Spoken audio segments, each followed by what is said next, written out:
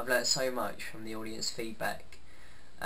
One, I've completely can comprehend the idea of reception theory, in the fact that doing these surveys you can completely understand how other people depict different products completely different. For example, I found out that older generations found it more action-packed compared to young generations. I believe this is because, thinking about it, is the fact that I think younger generations nowadays are becoming less sensitised to action and gore, purely because of new media technologies such as video games. It's not a bad thing. It is a good thing in my opinion, because it's bringing more audiences to a greater, wider spectrum to media and everything across the world.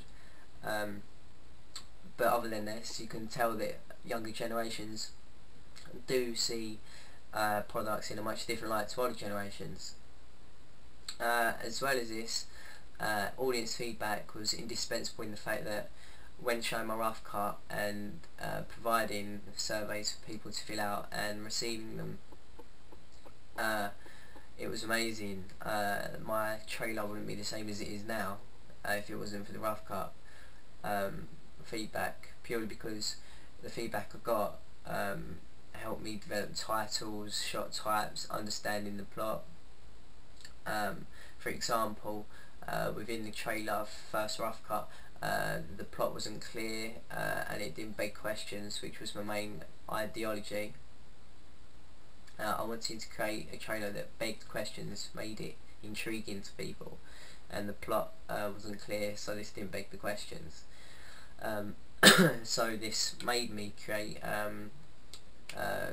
this made me push through and develop into my trailer stuff such as paradigms and syntagms, which signified certain things, such as the montage sections with various shot types across landmarks that are recognisable to London.